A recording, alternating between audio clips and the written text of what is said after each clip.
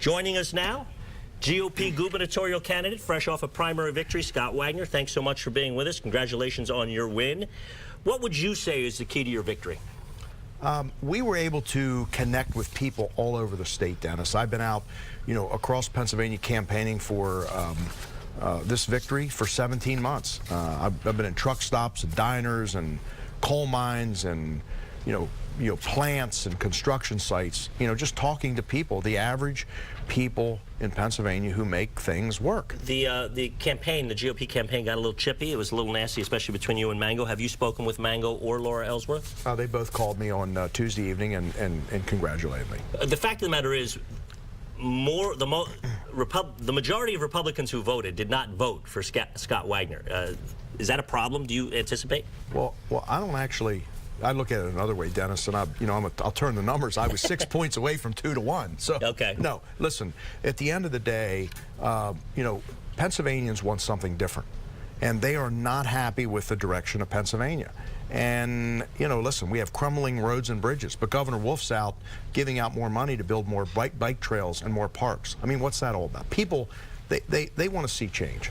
Paul Mango got especially aggressive, attacking you with some negative ads. A number of Republicans fear that Governor Wolf is waiting to do the same thing, that he kind of softened you up, and more is going to come, and it's going to help Wolf to victory. What do you say to that?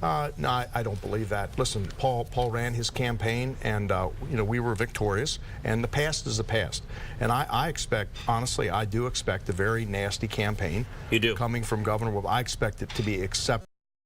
Nasty, because he has unlimited resources when it comes to special interest money and public sector union money and George Soros. It is going to be ugly, and I think Pennsylvanians are going to get to see that. The day after your primary victory, in fact, moments after you won and were declared, the Wolf campaign was already putting out some negative invectives toward you.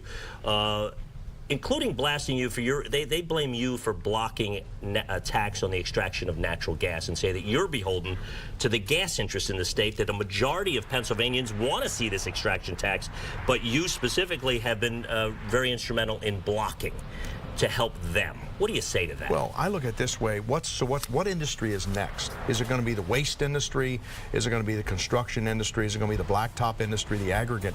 It just doesn't stop there. But here's where I have an issue. I've been in the state Senate for 4 years. I serve on the Appropriations Committee. I take my job seriously. I've sat through 4 years of budget hearings. We haven't balanced our checkbook in 30 years. We shouldn't be asking for additional tax money from anybody until we balance our checkbook. And listen, Dennis, this has been going on for 20 or 30 years, Republicans and Democrats. The budget process, there's so much secrecy. There's hiding money here and hiding, and that's wrong. But seriously, what's going to be next? Maybe we should tax TV stations, okay? I mean, please no. Yeah, but the bottom line is we need to balance our checkbooks and get our financial house in order, and zero-based budgeting is going to help us do that. But popularity-wise, polls show that a majority of Pennsylvanians do support that issue. Aren't you on the wrong side of that? Not necessarily. Listen, Governor Wolf believes that what is under the ground belongs to everybody. And I got to tell you something, as I talk to people around Pennsylvania that bought large tracts of property 20, 30, 40 years ago, scraped together down payment money, made the mortgage payments, struggled to pay their taxes, and all of a sudden everybody is their partner. I don't think it's going to work. You're a Donald Trump supporter. Many call you a Pennsylvania's version of Donald Trump.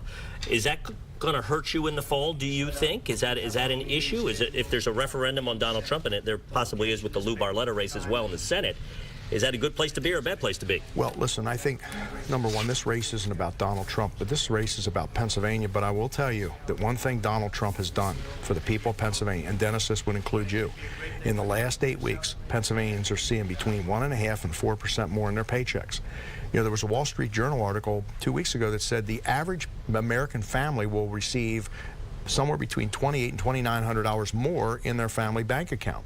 My job in Pennsylvania is to protect Pennsylvania's paycheck and make sure that Tom Wolf doesn't take it away. Well, let's talk about that for a minute, because Donald Trump is going to try to say, because his brand is going to be on, it's a referendum on him across the country in these various elections.